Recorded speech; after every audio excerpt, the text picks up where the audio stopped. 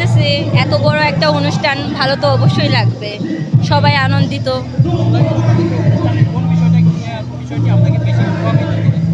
এই যে সবাই মিলে আমরা দেশ স্বাধীন করার আগে তো এরকম ছিল না, সবাই একটু দ্বিধাদ্বন্দ্ব বোধ করতো, বাট দেশ স্বাধীন হওয়ার পর আমরা সবাই মিলে একত্রিতভাবে সবাই মিলে অংশগ্রহণ করতে পারতেছি, এটাই ভালো লাগতেছে। আমাদের মধ্যে কোনো দ্বিধাবোধ নেই, স্বাধীন দেশে স্বাধীনভাবে চলাফেরা করতে পারতেছি।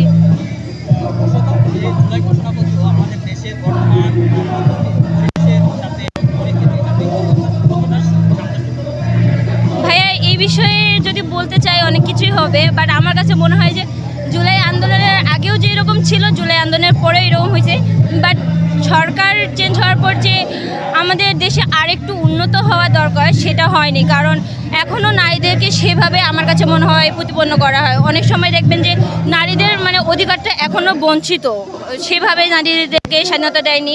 আমি দেশে তেমন কিছু উন্নত দেখিনি, দেখছি অনেকটাই, বাট সেই রকমভাবে এখনও উন্নত দেখিনি 1 বছর হয়ে যাওয়ার পরও।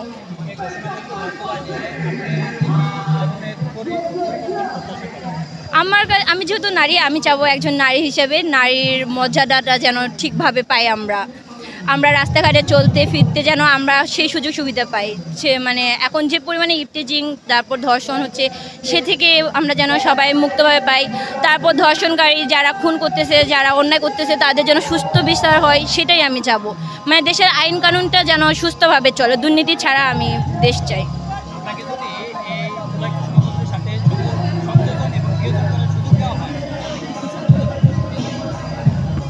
এই বিষয়ে কিছুই বলতে চাচ্ছি না ভাইয়া, এই বিষয়ে আমি কোনো মন্তব্য দিতে চাচ্ছি না।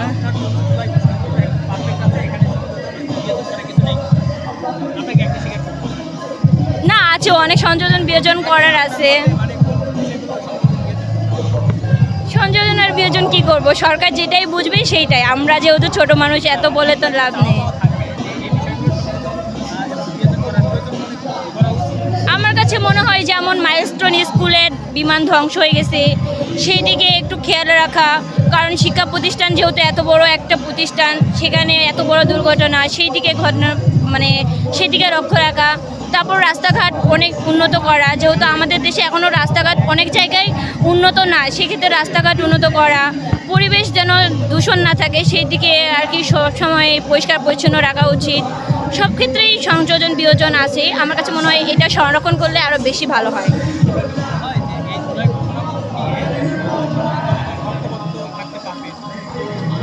আমরা যেহেতু মানুষ হিসেবে আমরা সব পারবো, আমরা যদি চাই আমরা পারবো, আমরা যদি চাই পারবো না, তাহলে কোনো কিছুই হবে না।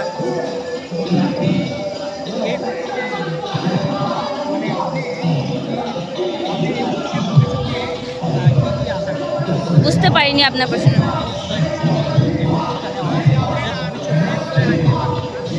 এটার ভবিষ্যৎ আমরা স্বৈরাচার যেহেতু মুক্ত করছি, অবশ্যই আমরা ভালো কিছুই পাওয়ার জন্যই আমরা প্রত্যাশা রাখি সামনে। আমরা চাই প্রত্যাশা আরও ভালো কিছু হোক।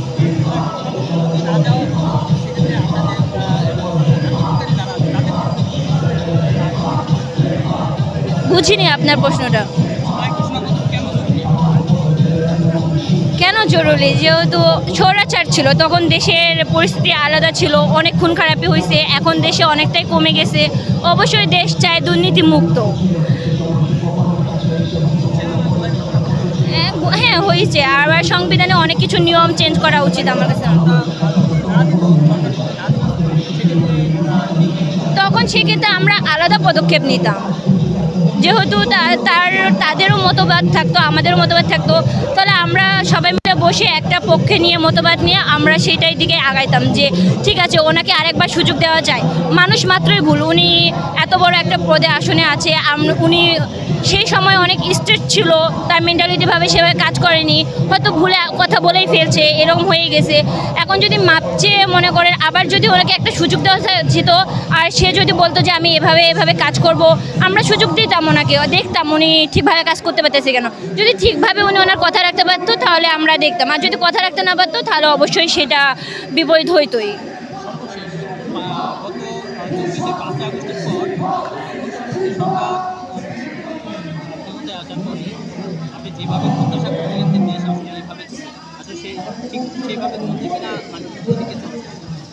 সত্য বলবো না মিথ্যা বলবো?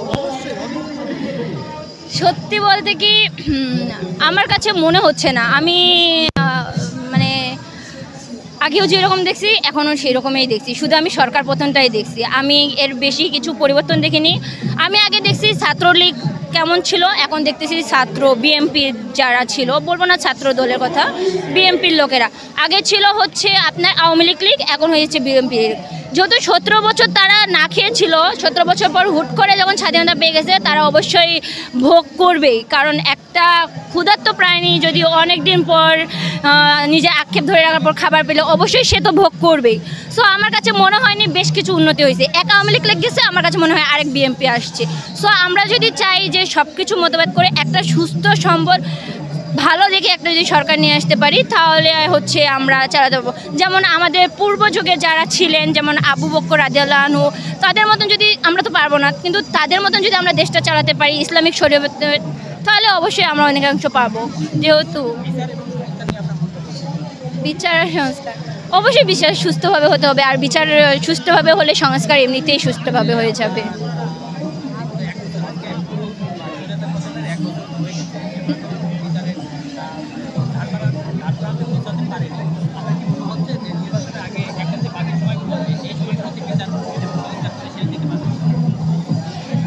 হবে না, কারণ আমাদের নির্বাচনের আর বেশি টাইম নেই, হাতে কয়েক মাসই সময় আছে। যেহেতু 1 বছর হয়ে যাচ্ছে, ওরা কিছুই করতে পারেনি সুস্থভাবে, একটা এখনও দিতে পারেনি, পারছে অনেক ক্ষেত্রেই পারছে, কিন্তু এখনও পারতেছে না সেইভাবে সুস্থ বিচার।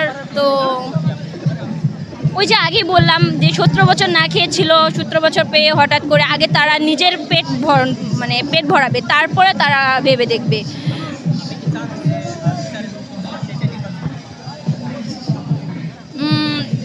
আমি এটাও চাই না, আমি চাই যে একটা সুস্থ নির্বাচন হোক, যে আসুক ভালো করে যেন দেশ চালায়।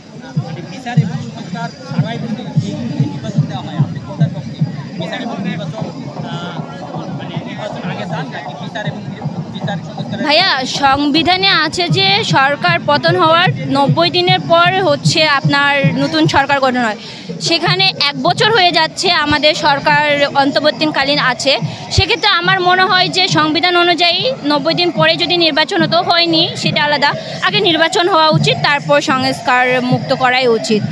আমি আশা করি যে নেক্সট নির্বাচনে জয়ী লাভ হবে, যেই দলেই হোক না কেন। আমি চাবো যে দেশে যেন সুস্থভাবে চলুক, ওই আগে যারা ছিলেন আওয়ামী লীগ তাদের মতন যেন না করে সুস্থ সুন্দর একটা সবল দিক, নারী পুরুষের সমান অধিকার দিক, বিশেষ করে নারীদেরকে যেন সমান মর্যাদা দেওয়া হয়, আমি এটুকুই চাবো। আর বিভিন্ন অঞ্চলে দেখবেন এখনও গ্রাম অঞ্চলে অনেক এখনও সেভাবে উন্নত হয়নি, সেই দেশগুলোও যেন, সেই জায়গাগুলোও যেন উন্নত করে দেওয়া হোক, আমি এটাই চাই। আর সব থেকে চাবো যে আইন কানুনটা যেন ঠিকভাবে হয়, সুস্থ বিচার পায়। অনেক সময় দেখবেন যে দোষ করছে লোক, আমরা সবাই জানি দোষ করছে, আমরা দেখতেইছি, বাট তার সুস্থ বিচার হচ্ছে না। আমি এটাই চাবো যে সবাই যেন তার ন্যায্য অধিকার পায়, সবাই যেন তার ন্যায্য মূল্যটা পায়, অধিকার পায়, অ্যান্ড সুস্থভাবে যেন দেশে আইন কানুন হয়, এটাই আমার তাদের কাছে প্রত্যাশা থাকবে। আমি আমি কি বলবো আর, আমার নাম হচ্ছে মাসুমা আক্তার দীপ্তি, আমি তেজগাঁও কলেজে পড়াশোনা করি, অনার্স সেকেন্ড ইয়ারে উঠবো, সমাজবিজ্ঞান ডিপার্টমেন্টে পড়াশোনা করি, আর আমার দেশের বাসা দিনাজপুরে।